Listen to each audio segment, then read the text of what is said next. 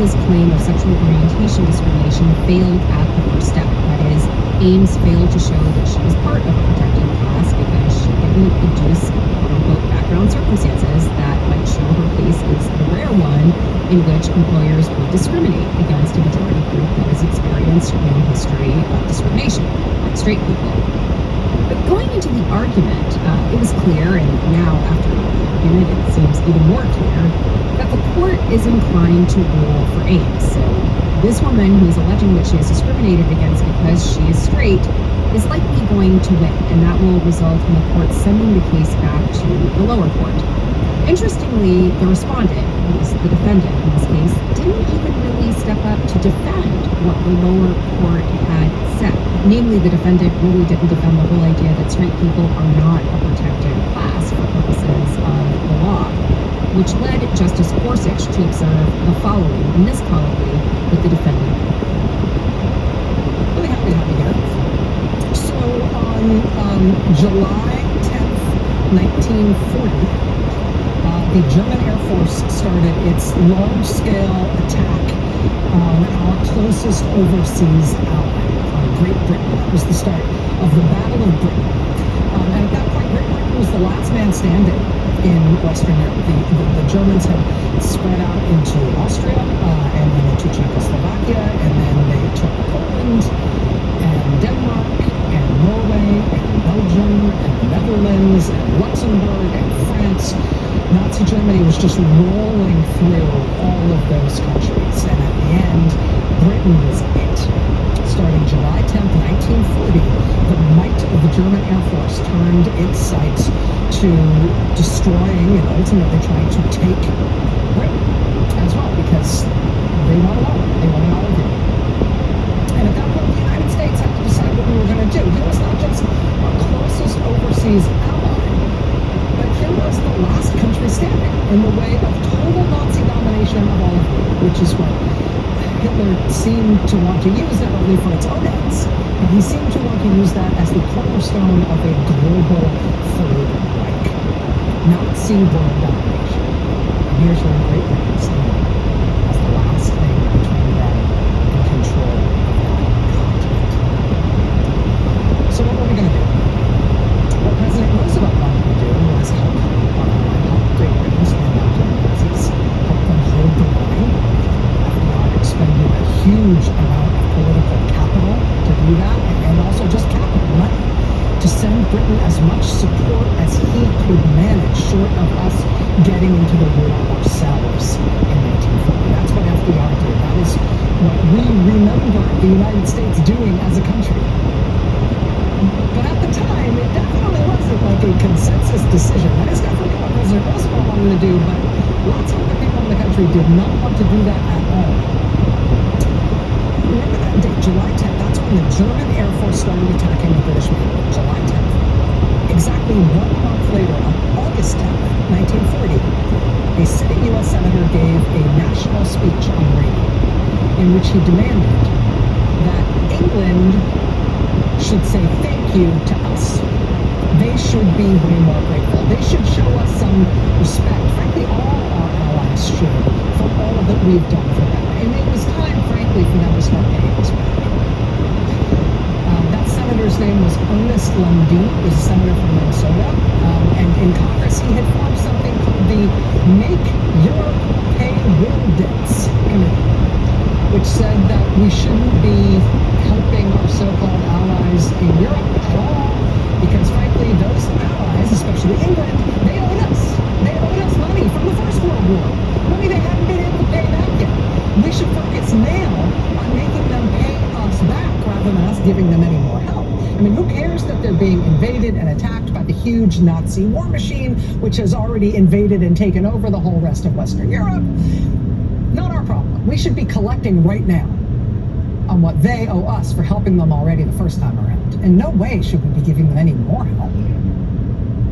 Ernest Lundeen was actually so into the idea of the Make Europe Pay War Debts Committee that he formed a second committee with a similar name that focused specifically on how they should pay their debts to us.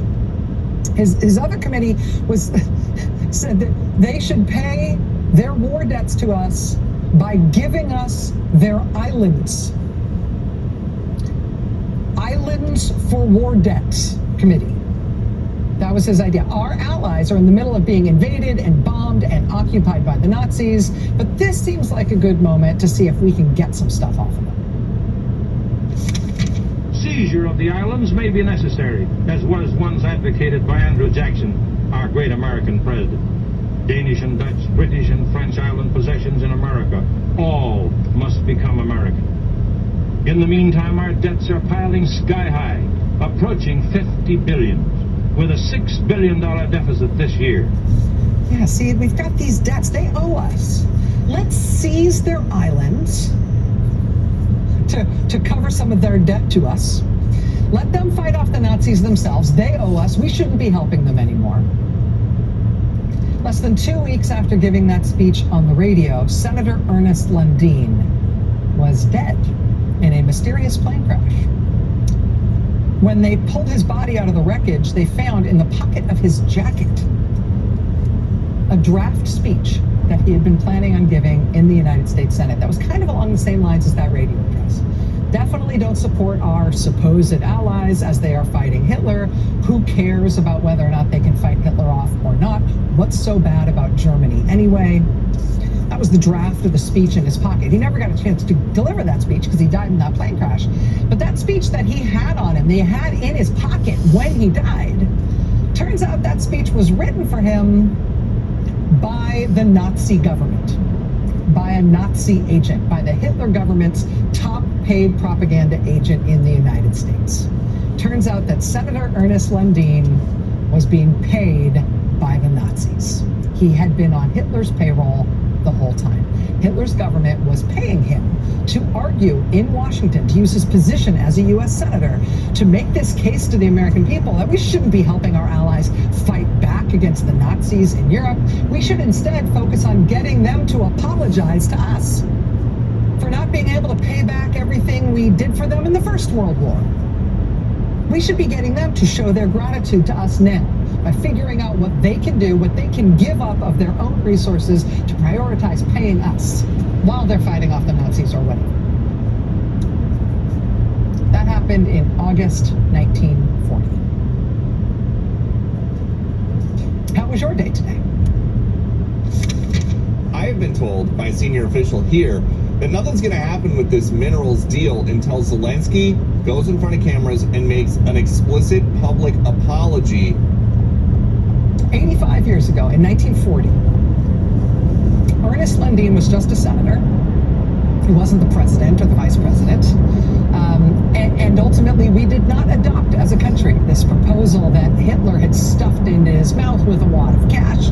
This proposal from him that we should refuse to even dig a grave for our allies, that we should not only refuse to help them, we should pile on them, make things even harder for them than they already were.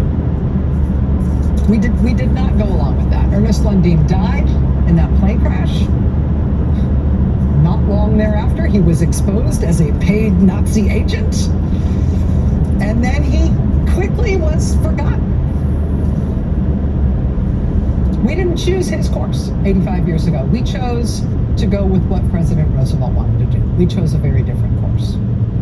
And in so doing, the United States not only stood up for our allies, it stood against the Nazis. The United States became the leader of the free world. And now it is 85 years later. It's 2025. We're 6 weeks into Donald Trump's second term as president.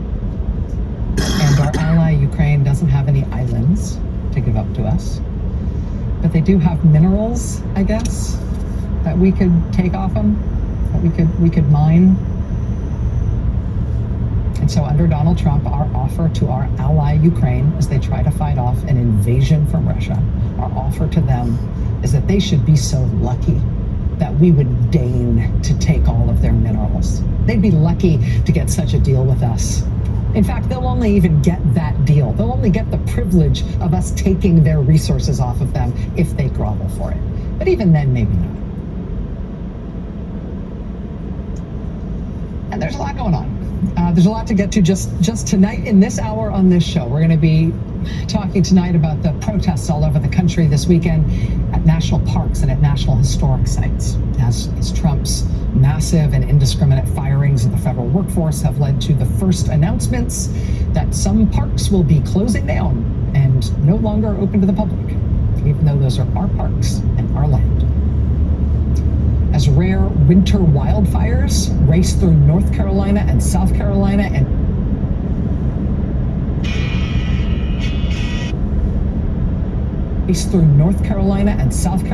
and Georgia tonight, forcing a state of emergency in South Carolina, forcing evacuations from multiple parts of those states.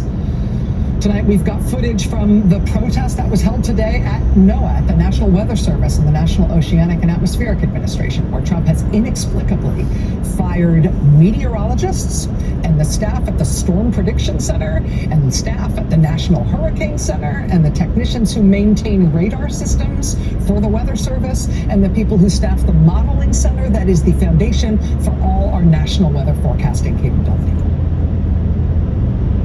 We will have more to come tonight on the protests today and this weekend that targeted the president's top campaign donor at some of his many businesses. The president has given his top campaign donor the right somehow to fire whole swaths of the United States government. Lots of protests against that campaign donor all over the country this weekend. We'll be taking a look at some of that, as well as the protests targeting the vice president when he made a genius decision to take a ski vacation in Vermont, which is apparently a place he has never Googled.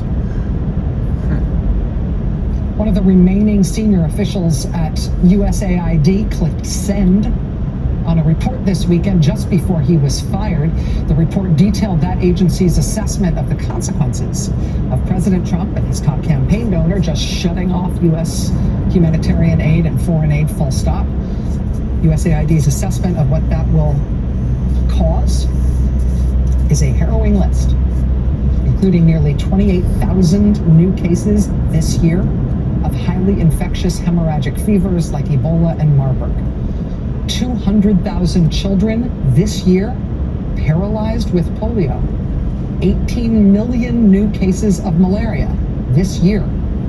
USAID says we can also look forward to a 30% global rise in multi-drug resistant tuberculosis just this year.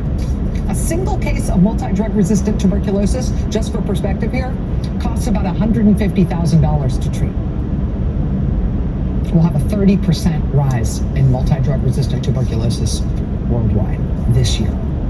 Nicholas Enrich, acting administrator for global health at USAID, was told this weekend that he was being fired. He then clicked send on those reports. So even though he was being pushed out, at least the country would know what they are doing there and what the consequences may be.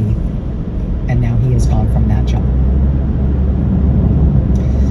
So there's a lot going on. There's a lot to cover every day, increasingly with each passing day. But I got to tell you, even just since Friday, since our last show Friday night, the litany of things that have happened, the litany of things Trump is doing specifically for Russia, is a list that would make Ernest Lundeen blush. I mean, you might have seen the show that we did on Friday night. Even before today, even before this weekend, we had the Justice Department making a major change. Justice Department prosecutes foreign agents under the Foreign Agent Registration Act. Trump Justice Department announced they will no longer enforce the Foreign Agent Registration Act. The FBI and the Cybersecurity Division at the Department of Homeland Security, they both have election security units that monitor and combat foreign influence operations specifically targeting our elections. Under Trump, that FBI task force and that part of CISA, the cybersecurity agency, have both been shut down. Trump's Justice Department has also announced that it is closing its unit that seeks to enforce economic sanctions against Russia. Task Force Klepto Capture is now gone. Russia kicked USAID out of Russia in 2012. Vladimir Putin has sought since then to demonize USAID, to try to get USAID kicked out of as many other countries as he can. Well, Trump decided that USAID would be the first agency he and Elon Musk would target to fully shut down. Last week, Trump specifically shut down the American project that helps Ukraine keep up its electrical grid. keep its electrical grid up and running as Russia has bombed it and attacked it over and over and over again during this war, specifically to try to freeze the civilian population to death in order to force Ukraine to surrender.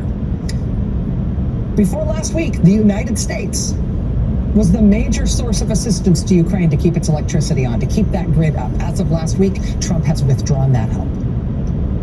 At the United Nations, under Donald Trump, we sided with Russia and against Ukraine and all of our allies when it came to a resolution marking the 3rd anniversary of Russia's invasion of Ukraine. Trump now says that Russia should be allowed back into the G7. Trump sent a high-level delegation, a U.S. government delegation, to meet with the Russian government in Saudi Arabia. He says he's looking forward to meeting Putin himself in person. Maybe he will invite him to the White House. I fully expect that he will. Trump appointed a new director of the FBI who was recently paid $25,000 to appear in an anti-FBI propaganda film made by a guy who has been paid by the Kremlin to make pro-Russian propaganda. In his first day on the job at the FBI, he announced that he'd be moving 1,500 FBI agents out of Washington and that he'd mostly be working from home in Las Vegas. Also, that nobody has to wear a suit anymore at the FBI. The New York Times reports that he also, in his first meeting with FBI agents, seemed to not know that intelligence and counterintelligence are two different things. Quote, Mr. Patel used the words intelligence and counterintelligence, quote, interchangeably, suggesting that he was confusing them, according to half a dozen people familiar with the call. That's FBI. However, how are things going over at CIA? Well, at CIA, they are carrying out the largest mass firings in 50 years. And then they sent a list of CIA employees to the White House in an unclassified email. CNN now reports on a new naval intelligence document which says our foreign adversaries, including Russia, have, quote, directed their intelligence services to ramp up recruiting of U.S. federal employees working in national security, targeting those who have been fired or who feel they could be soon. The Washington Post now reports that at the National Nuclear Security Administration, among the people Trump mass fired and then belatedly tried to rehire were people, quote, with Q-level security clearances, which gives them access to America's nuclear secrets. Nuclear nonproliferation experts in Washington warned of the risks of firing such workers who have knowledge that is highly valuable to rogue states and terrorist groups.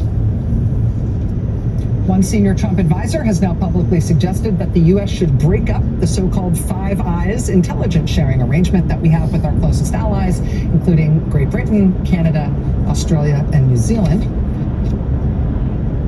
And again, these are all things we ran through most of these on Friday.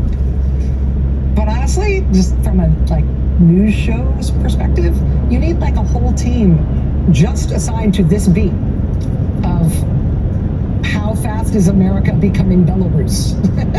I mean, I know Trump's in a hurry, but at this point, I mean, we're just deciding whether we're going to be called Trumpistan or Ameristan. Which one pulls better?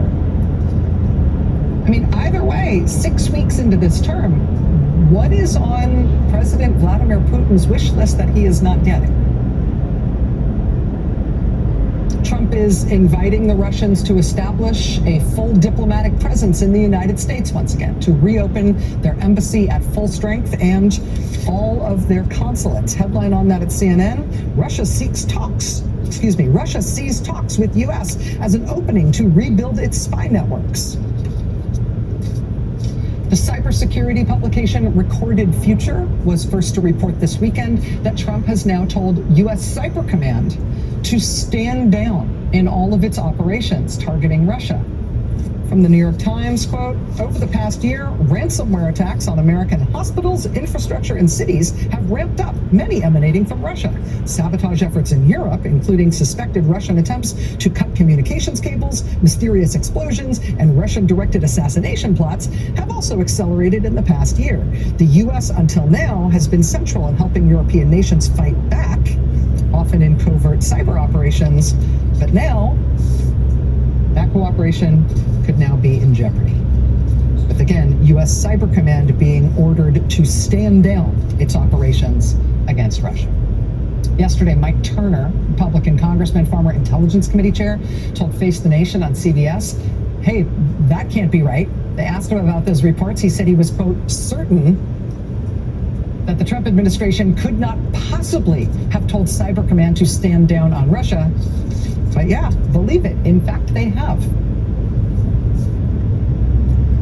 Tonight, they demanded the resignation of the chief of the FBI's New York field office, who spent most of his career investigating or supervising counterintelligence cases. Tonight, he has been forced out. Tonight, U.S. stock markets have tanked because we are imposing huge tariffs on our two closest trading partners, on Canada and Mexico, as of midnight tonight. We're also, for some reason, sending Stryker Brigade combat vehicles to our border with Mexico, while threatening to send U.S. troops over the border and into Mexico. Tonight, Reuters reports that the White House has told the U.S. State Department and the U.S. Treasury to start removing sanctions on Russia. And tonight, of course, they have made it official that we are full stop cutting off the aid we have been providing to Ukraine. The aid that Congress approved and that Trump therefore does not have the legal power to stop. But he is stopping it anyway. Again, Ukraine doesn't have islands that we could seize, but presumably if they did, we'd have them by now. Who is this for? I mean, tell me who is the swing state voter in Pennsylvania or Nevada or North Carolina whose issue in this election was, I don't think Vladimir Putin is getting enough of what he wants. Tell me who is the median voter in some bellwether county in Arizona who thinks, you know what? Russian cyber attacks have gotten so bogged down and difficult. It's getting so it's really difficult to just ransomware a hospital in Arizona these days. Isn't there anything we can do to help with that? Is there a single voter in the United States who thinks that Canada is the bad guy in the world and Russia is the good guy in the world? And so let's threaten Canada and learn Russian. Is there anyone? Who is this for? And what did they do to get all of this? What has Russia given up to get this list of things that they have received in the first 6 weeks that Donald Trump has been back in the White House? He's the deal maker, right? What's the other side of the deal? This weekend, the foreign policy chief of the European Union said, quote, the free world needs a new leader. The rest of the free world is trying. This weekend, the Prime Minister of Great Britain and the President of France announced that they would form a new coalition of the willing to support Ukraine. And they hoped they might get support from the United States for that effort. The United States, our government, has changed sides in the world. And it seems pretty clear they will not be doing that. Our government now sides with Russia and against America's allies. And we spent years trying to figure out why the Republican Party and its new leader would be inclined in that direction. It now sort of doesn't matter. What matters is the new reality is that he controls the government, and that's the way that he has changed the U.S. government's orientation in the world. And it really is hard to imagine what else Putin might want that Trump hasn't already given him in just these 6 weeks. But you know what? The American people haven't changed. We haven't changed sides. We know who we are. And we know who Vladimir Putin is. Less than 10% of the American people say the United States should trust Vladimir Putin. It's not us. It's not the people of the American... It's not the American people. It's not the people of the United States. It really isn't us, but it is our government that appears to be under some kind of sway from Russia. That said, as long as we're a democracy, we the people should be able to fix that. We should be able to turn our government around. I don't know how long it will take or by what means it will happen, but the government of this country and the people of this country have two radically different ideas about whose interests the United States should serve. Whether the American people come up with a way to fix that divide or not, is going to determine the course of world history.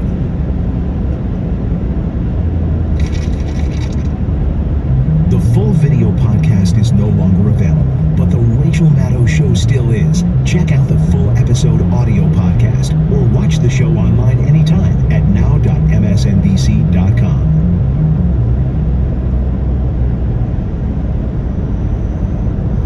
Lawyer. I'm positing a circumstance where we don't. Affiant saith not anything about what that first prong means, other than to say it applies the same to everybody. Well, we agree that the court should say that at the very, very minimum. We're in radical agreement today on that, it seems to me. The counsel before us seem to be in total agreement.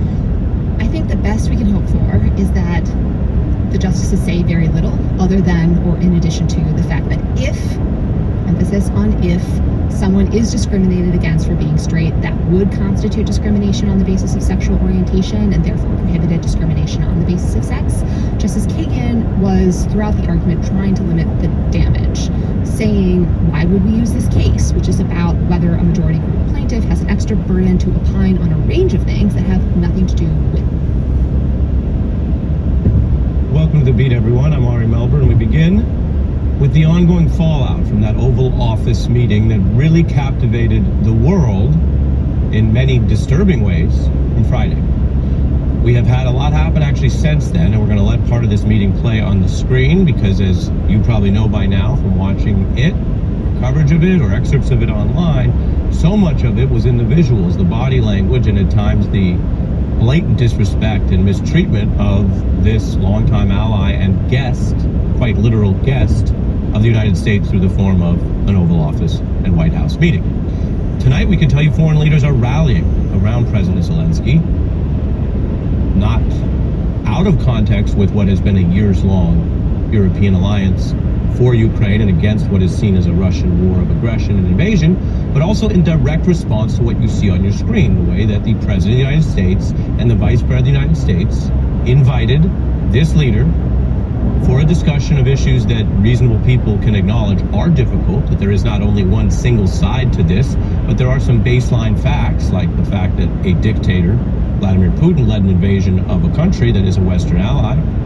Those baseline facts were sort of shunted to the side as these two U.S. officials berated the Ukrainian wartime leader, and also didn't get anything out of it for the region or for the United States, even if you look at it on just national terms.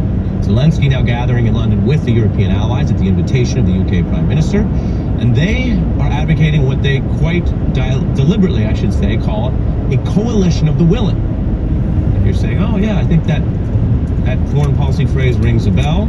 Well, they are calling it that as a kind of embrace of Ukraine, but also rebuttal or foreign policy shade against the United States. But they are saying there are ways to do something that many people still want to do in this region, end the war with Russia on terms that are acceptable and that do not, in the views of European allies and in the view of Ukraine, wipe out all of the hard work and resistance and, of course, resources and lives lost. So, one leader there in the UK calls it a, quote, crossroads in history, with Europe facing now an obligation to do the heavy lifting, regardless of what the United States under Donald Trump might do differently than not only the last few years of support for Ukraine, but the last few decades of support for the NATO alliance, which quite explicitly stands up to the Russian autocratic force in the region. And that was long before the Ukrainian invasion. As for President Trump, here is what he is saying. Well, I just think he should be more appreciative because this country has stuck with them through thick and thin. And many Republicans are trying to walk a line here. You know, we've all lived through this, so we know that on, say, domestic issues, which are often quite simple, right? Red and blue teams, and Republicans who used to say whatever about a domestic issue will flip for Trump because he's the president on Team Red. Foreign policy can be more complicated, and quite frankly, some Republicans, like Mitch McConnell or Lindsey Graham historically, have said, well, we'll be team players on everything but matters of fundamental foreign policy principle because we're fighting, in some cases, autocrats or nuclear armed powers or etc. So, what do we have now? After this honestly, spectacle in the Oval Office? Well, here's what we're hearing. What we don't have right now is President Zelensky saying, I am ready to take the steps necessary and have the conversations necessary and make the compromises. What I saw in the Oval Office was disrespectful, and I don't know if we can ever do business with Zelensky again. Either he needs to come to his senses and come back to the table in gratitude, or someone else needs to lead the country to do that. His talking point about gratitude from a foreign policy or factually substantive perspective is not very serious. There are valid criticisms of how Ukraine has proceeded and whether the United States, in a more sort of nationalistic or conservative, if you want to call it that view, might say, hey, we want to get to some deal. We want to give out more goodies to Russia, but still try to end the war. Anyone who's ever covered any ceasefire in any region knows that there are complexities, even when you are standing by an ally. Even Biden officials would say that about aspects of dealing with Ukraine. I'm not here to tell you something is more simple or black and white than it is. But this idea that a longtime ally who has said over and over to both parties, because there have been Republicans historically who've supported Ukraine and these efforts and funding, this ally and this leader has spoken to this Congress and spoken to this country and done American media and done diplomacy. So it is just not factual to say there's been no long-term gratitude. What was apparently missing from the meeting was the reality show, television style, thankful surrender or obsequiousness that was demanded. And even if that were given in that 2-on-1, very uncomfortable exchange of watch, it's not clear that they would have had a better outcome or gone on with the bilat or everything else that you probably remember from following this story Friday into the weekend. As for the Republicans, well, we continue to see this shift. Take the Secretary of State, Marco Rubio, who sat on the couch in a way that got a lot of attention for a kind of energy that maybe he didn't want to be there. Now, again, we're journalists. We can't tell you what was inside his head, but plenty of people kind of observed the tension. And then we also know what I can show you, not what was in his head on Friday, but what has been his position publicly as an official, as a Republican, as a person who votes on things in the Senate for years, including much criticism of authoritarian leader Vladimir Putin.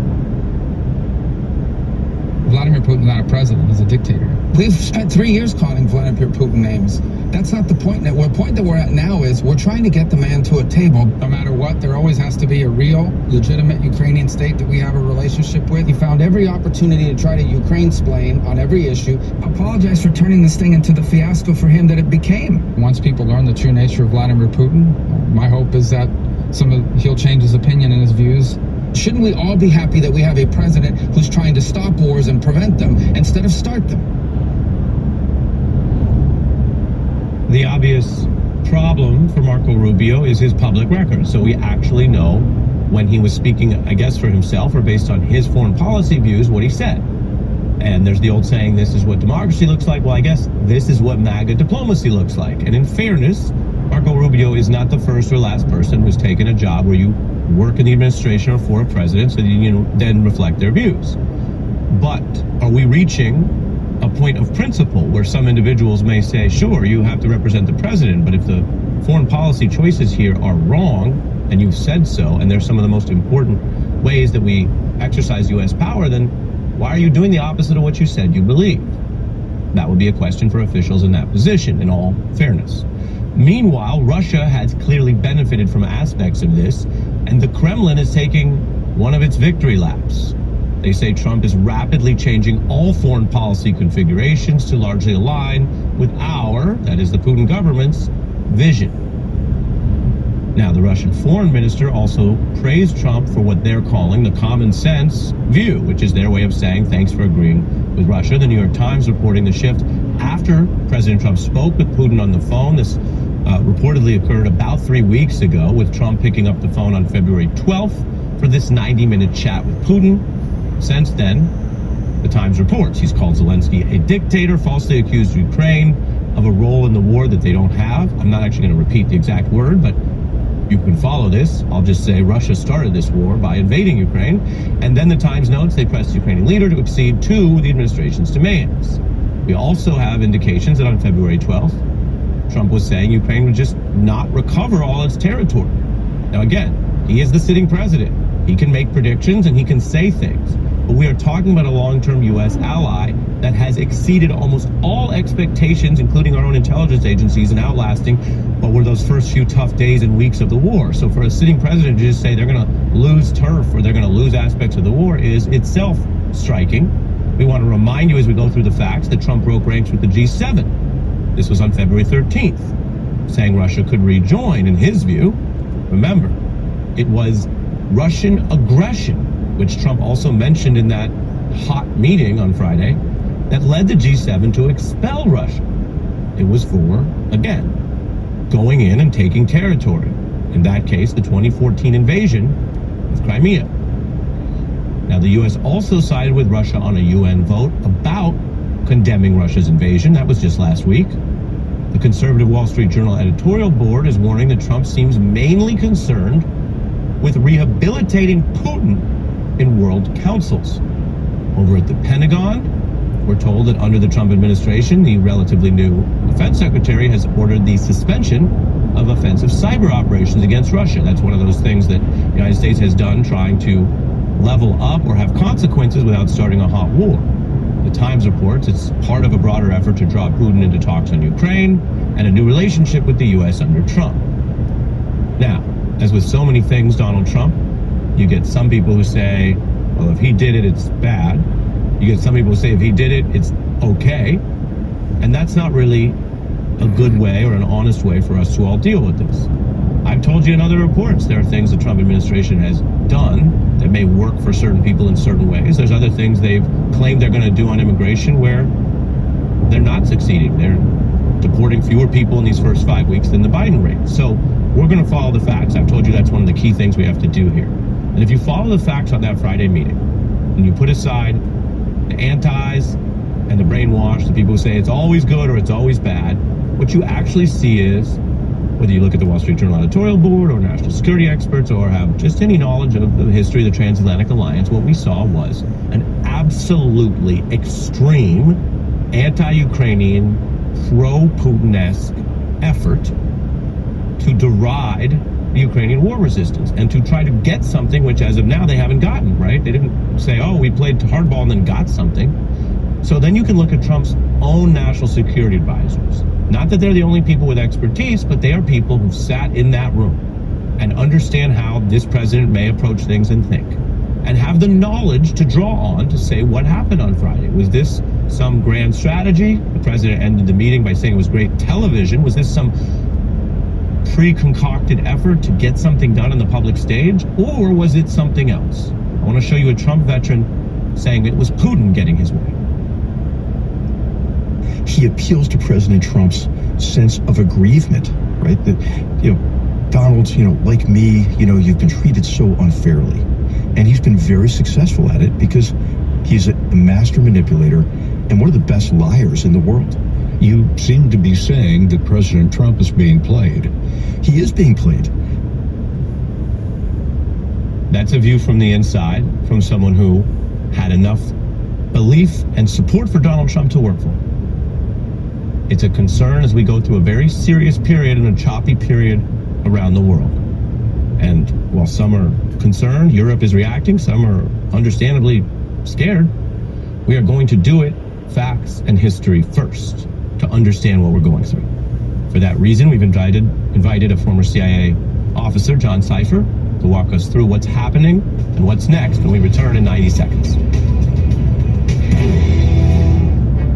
Stay connected with the MSNBC app, bringing you breaking news and analysis anytime, anywhere. Let's get up to speed. We got some breaking news right now. Watch your favorite shows live. There's a lot happening here in Washington as Donald Trump's second term starts to take shape. Read live blogs and in-depth essays and listen to coverage as it unfolds. Go beyond the what to understand the why. Download the app now at msnbc.com/app. Stay up to date on the biggest issues of the day with the MSNBC Daily newsletter. Each morning, you'll get analysis by experts you trust, video highlights from your favorite shows. I do think it's worth being very clear-eyed, very realistic about what's going on here. Previews of our podcasts and documentaries, plus written perspectives from the newsmakers themselves, all sent directly to your inbox each morning. Get the best of MSNBC all in one place. Sign up for MSNBC Daily at msnbc.com. The first 100 days, bills are passed, executive orders are signed, and presidencies are defined. And for Donald Trump's first 100 days, Rachel Maddow is on MSNBC 5 nights a week. Now is the time, so we're going to do it. Providing her unique insight and analysis during this critical time. How do we strategically align ourselves to this moment of information, this moment of transition in our country? The Rachel Maddow Show.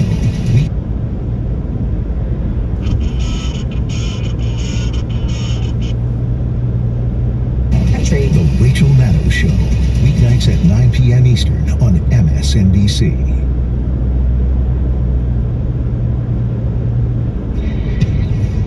You haven't said thank you to us once. The past 15 seconds I've been yelling at you.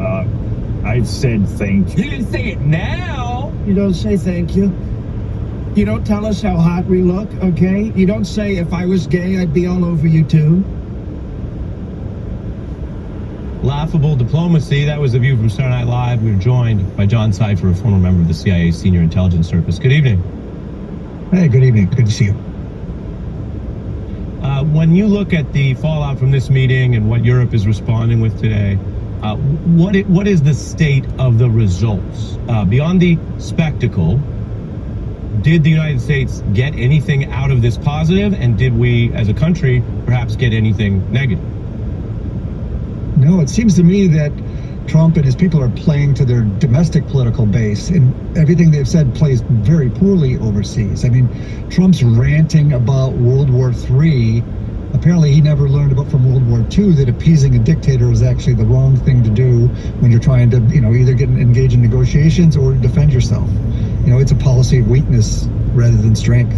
I mean, I remember when they went apoplectic over President Obama and Secretary Clinton doing a reset with Russia, and now they're doing exactly the same thing, but actually in a much worse situation. It's a Rubio reset in this case.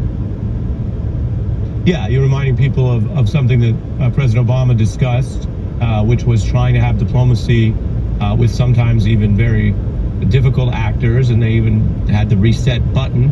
But your point, I take it, is that was an invitation to try, but not giving away the store in the name of a reset to Russia and becoming what at times looked like an arm of their aggression, because when he kept saying to Zelensky, you don't have any cards, it seemed to be saying, well, Russia's aggression and them being the larger nuclear power means sooner or later they are mightier, and we should just potentially give in to that. Yeah, the thing about the cards is sort of silly as well. I mean, I think Russia is actually playing a very weak hand here, and it's surprising to me why the Trump administration thinks they should be, giving in to them. I mean, I would argue that, previous presidents too have been sort of wrong on Russia and weak on Russia. So there's a long history here. So there's been a number of ceasefires with Ukraine, and Putin is one that's always broken them. There's been a number of efforts to have agreements, and Putin's always broken them. There's been a number of times we've tried to research and work with the Russians, and they've consistently lied and then attacked, tried to get involved in our elections, tried to destroy our allies, tried to destroy NATO. So, Russia is the problem here, and if we try to pretend as if they are, the ones that are going to help us, I think it's very, very, a weak and wrong way to look at this. For our understanding, how unusual is it for a sitting president to invoke so many partisan points? I mean, he may have a certain hardline view about foreign policy. He may be from the more real politics school that says you might not like how various countries got power, but China's China and you got to deal with them, right? As opposed to a more activist school, that's fine. But I mean, it's fine in that it's debatable. But how unusual is it for him to talk about everything through a lens of anything he did was great, anything in the history that happened was he wasn't there. He said, I wasn't there in 14. Democrats are bad. How unusual is that? And does that work for foreign policy? Well, I think, it's sort of sad as an American to watch this. I think these foreign leaders are coming here, and as they come, you realize the discussion is, oh, be careful, Trump could blow up. understand these issues. It's all about playing to his personality. He's like a child. You can't push these kind of things. And frankly, when someone like Zelensky, who's leading a country that's been invaded, people are getting bombed, killed in the streets, and to come over and get harangued about whether you're wearing a suit or not, that's not serious diplomacy. And, the obstacle to peace here is Vladimir Putin, not Zelensky. Beating up the weaker power is not serious diplomacy. It makes us look like we're not serious players. And so, I find this very frustrating. And I think we're by treating Putin like we need to go to him to get things done. I think we're going to find a peace treaty is going to be something that is it may be a ceasefire, but it's not a long-term interest of us or Europe, and we're going to find ourselves having to spend a lot more money on defense and maybe even get ourselves into World War III that they worry about. Right. And finally, I'm running over on time, but on the intelligence, if this is a set of steps and their hope was to get Ukraine to move farther, sign the deal they want, then go out and do a bilateral presser on it, that would relate to the intelligence they have of whether that was even likely or possible. Trump and Vance, whether they were acting to some degree or not, seemed upset to find out that wasn't going to happen. Would good intelligence help you be more prepared going into the meeting and actually know what was possible and what might be off the table?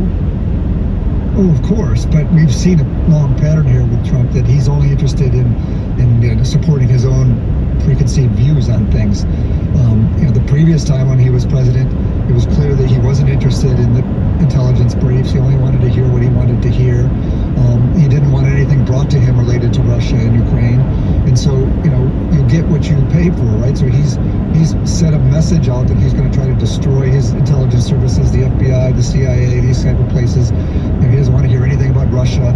He doesn't like Ukraine and wants to pull out, not support Ukraine. And so, even if they bring him good intelligence, it's not clear that he's going to follow that anyway. Yeah. John Cipher, CIA veteran, thank you. I'll tell folks coming up, we're following a backlash at these town halls. We have a fact check on Elon Musk's fuzzy math. By the end of the hour, a special guest on something really interesting and possibly inspiring right now, how political art and cartoons like this can actually summon the world. What an image for right now. That's by the end of the hour, the New Yorker's Barry Blake.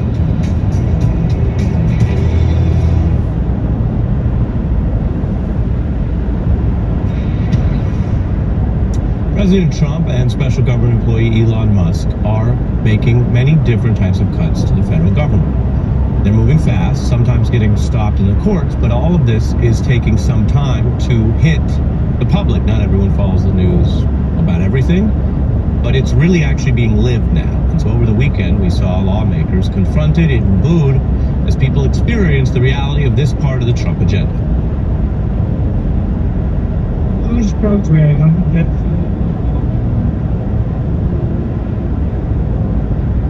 what the government is doing right now as far as cutting out those jobs, a huge percentage of those people, and I know you care about the veterans. I deal with it too. One of my only reason I appreciate his comments. I think it's a great. I'm not gonna. We don't have time for everyone to stand up and God bless America. They don't hate.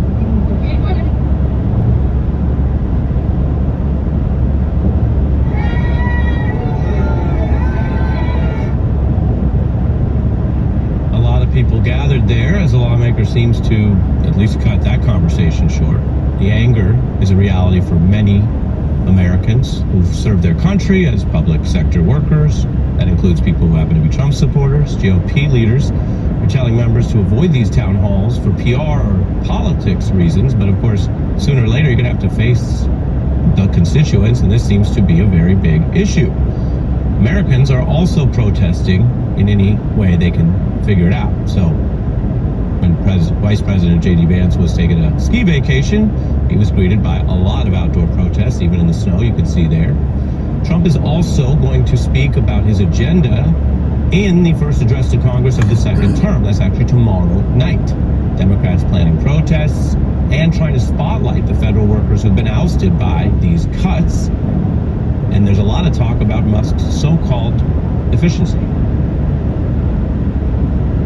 To just kind of eliminate programs at random and eliminate employees at random does not achieve that goal. These are nurses, these are park rangers, these aren't just people in DC buildings doing miscellaneous tasks. Really worry about a future in which the Federal Civil Service has been demonized and we don't have skilled workers in the Federal Civil Service. And things start to happen like our parents and grandparents stop getting their Social Security checks. That's what we're hearing from people who actually do the work. Elon Musk is not a full-blown cabinet member, we've reported that, but he is a special government employee, and he is putting up numbers that increasingly are wrong, misstated, inflated, and give him kind of a worse track record than the sitting government, which, remember, is what he says he wants to improve upon. We've done some of these fact checks. There's a new one from the New York Times that for the second time in a single week, Musk's aides had to delete some of their claims of success because they weren't true. They cited contracts that were completed 20 years ago as things they were getting new savings out of, which was false. And the revisions meant that the final amount they'd actually cut was under $9 billion and far less than other claims. Now, Elon Musk is learning is hard. Or as they say on the internet, the math ain't mathing. Because if your whole thing is that you're going to be efficient because you come out of business where you deal with hard numbers and then you keep putting out numbers that are wrong, you're giving out the impression that either you're a liar who doesn't care or an incompetent person who wants to change the federal government but is using bad data because you didn't realize it was bad. Either way, it poses big questions for what is an increasingly unpopular agenda on these cuts. We have two special guests on this when we return.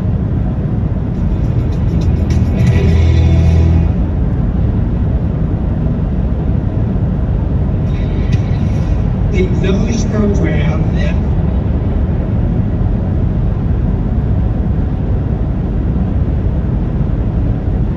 the cuts are not getting the greatest reception even in red districts. I'm joined now by Morgan State University professor Jason Johnson, an MSNBC contributor for us, and Dartmouth professor Brooke Harrington, author of Offshore, Stealth Wealth, and the New Colonialism. Welcome to both of you. Jason, how are these cuts doing out there in the country? They're not doing well, and they're leading to these angry town halls, but you know, what really concerns me, Ari, is when does this anger actually turn into something? We see crowds of people yelling at members of Congress, but most of these districts voted for Trump by 60, 70, sometimes 80-something%. So you can yell all you want. You can say, I hate the way that you walk, the way that you talk. You can yell any way you want at your member of Congress, but you probably just elected them. And unless we see some changes, perhaps in the special elections in Florida, up in New York, I think it's all just talk right now. People are uncomfortable, but they're not willing to change. Fair. Professor Harrington, did you hear the Kendrick Lamar Euphoria reference that was tucked in there? Professor to professor. I did. It's I admire Professor Johnson's wit so much. Well, he keeps us on our toes. We're always listening. Professor Jason says you're still in these red lands, and we still have to see how this plays out across the country. Given your expertise on sort of the intersection of capitalism and democracy in this country and others, what do you see at play here? Because we quite literally have a billionaire doing all this while, as I pointed out in the setup, getting caught with numbers that wouldn't work. If you filed those in Wall Street and had those problems over and over, you'd be under an SEC investigation or worse. What really strikes me as extraordinary here is Trump being totally AWOL on these issues. Like, he pops up occasionally like a jack in the box to, like, fire the trustees of the Kennedy Center and appoint himself the chairman of the board. But, like, he's letting Musk and Doge tank his poll numbers and tank the stock market. And those are Trump's favorite measures of his own success. If you compare what's happening now to Trump term number 1, it's like he's a different guy. And so the wheels are turning in my mind. Like, why? Why is he suddenly so docile and silent in the face of these attacks on his most treasured measures of success? And I think my theory of the facts, which I hope is wrong, frankly, is that he basically said to himself, I need to stay out of prison, and here are two guys, Musk and Putin and maybe a few others, who are willing to essentially buy the presidency for me if I do their bidding or allow them to have their way with the federal government. So, you know, if Harris had been elected, Trump stood a real chance of being imprisoned for a very long time, not just because he was 30. Well, let me ask you. Yeah, I mean, those people have power, and Musk exercises a different level of independent authority than most donors. But on the facts, like it or not, Trump engineered results that did avoid prison, including a Supreme Court ruling that he will benefit from even when he leaves office again, if he leaves office again, right? I mean, whatever these 4 years bring, if he's healthy and leaves, like, you know, why would this be such a leverage point if he's already passed that Rubicon, so to speak? I don't know about you, but when I look at Trump, I see a man who doesn't want to be president, not in the sense of actually running the country on a day-to-day basis. We know that he had big debts. Maybe prison wasn't the main concern, but he owed things to the Russians, and I think he owed things to Musk after Musk spent $277 million to help him get elected. What really sticks with me, and I don't know if people remember this, but on November 12th, 2024, 1 week after the election, a Putin aide named Nikolai Patrushev made the following comment to a Russian newspaper. It seems so important to me, I wrote it down. I want to read it to you. He said, to achieve success in the election, Donald Trump relied on certain forces to which he has corresponding obligations. As a responsible person, he will be obliged to fulfill them. What a weird thing to say to an incoming American president. Like, you owe us, Buster, and we expect you to pay up. And to me, it's... Well, I think I'll jump in. Yeah, I'll jump in because I want to bring Jason as well. I mean, I think those are big questions. On the one hand, the Kremlin's full of disinformation, so all three of us as empirical people, right, you have to subject every statement to the same scrutiny. On the other hand, what you said, Musk spent a lot. Musk has leverage in a tech platform where, Jason, he clearly is losing money. So it's not about making money. They've lost a lot of money on Twitter. The markets are down, as the professor mentioned, in response to these tariff threats. And yet, Musk occupies, because of Twitter and other things, a special role in the administration. So with all of that, I want to get Jason's response and play one more piece from the town halls where markets are volatile, people are mad. This is sort of the mood of the week. Take a look. There's been a mandate to the president for there to be parades. No! If this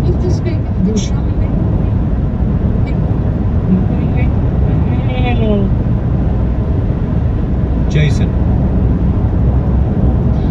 Look, Trump ran the second time. Trump has always branded himself.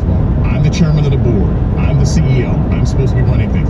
He ain't the chairman of the board. Okay, he's not Sinatra. He's more like Dean Martin at this point, right? Like, he's not running anything. And that's also what's causing this backlash at a lower level. Because if the president were actually out there explaining to people what was going on, they'd probably tolerate him more. But instead, he seems to have abdicated all management, all communications to Elon Musk, and Musk is taking a hatchet to the federal government in a way that people are not just feeling now, but they're going to be feeling months and weeks from now. And frankly, Ari, I don't think the president cares, but I also think that Elon Musk has no political expertise one way or another, and they're leaving everybody out there to drown right now. I think Republicans and Republican voters, they don't regret their votes. I've never bought that argument, but they're concerned about them, and they're concerned about how they can justify what they've done. Yeah. Professor Johnson, Professor Harrington, really important conversation, particularly as we fact check some of this and see where it's headed. I want to thank both of you. And everyone stay with me. I mentioned that we have some special reporting coming up, including the role of pictures worth 1,000 words, Elon Musk under this continued pressure, and the cartoonists who might have gotten both of these men upset with that iconic New Yorker cover, all of that. Straight ahead. When it comes to Cheltenham, nothing's certain. Like when you back that absolute red-hot favourite. Who comes in stone cold last? But there's one thing that is nailed on this Cheltenham. With Ladbrokes, you get daily boosts, our best odds guaranteed, and a free bet every day, available online and in shop. It's big racing value you can bet on. From Ladbrokes. 18 plus online and shop. Opt in and place a qualifying bet. Minimax bet values apply. Selected markets. Min odds apply. Rules, restrictions, and T's and C's. Take time to think. GambleAware.org. Subscribe to MSNBC Premium on Apple Podcasts. New episodes of all your favorite MSNBC shows now ad-free. Plus ad-free listening to all of Rachel Maddow's original series, Ultra, Bagman, and Deja News. And all MSNBC original boxes of their belongings, a kind of classic and difficult image we all know from seeing people leave their jobs. And here is an iconic new image from the New Yorker magazine's cover, looking at what Musk has been doing and imagining the founding fathers themselves being fired and carrying their belongings. The idea that some of what's happening, at least according to this cartoon, is antithetical to our founding traditions themselves.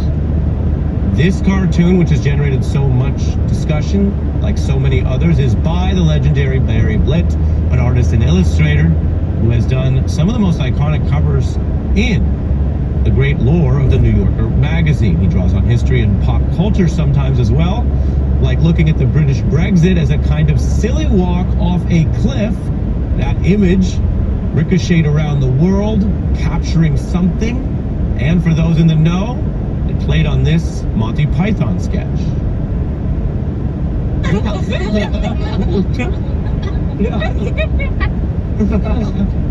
Good morning. I'm sorry to have kept you waiting, but I'm afraid my walk has become rather sillier recently. Well, sir, I have a silly walk, and I'd like to obtain a government grant to help me develop it. I see. May I see your silly walk? Yes, certainly, yes.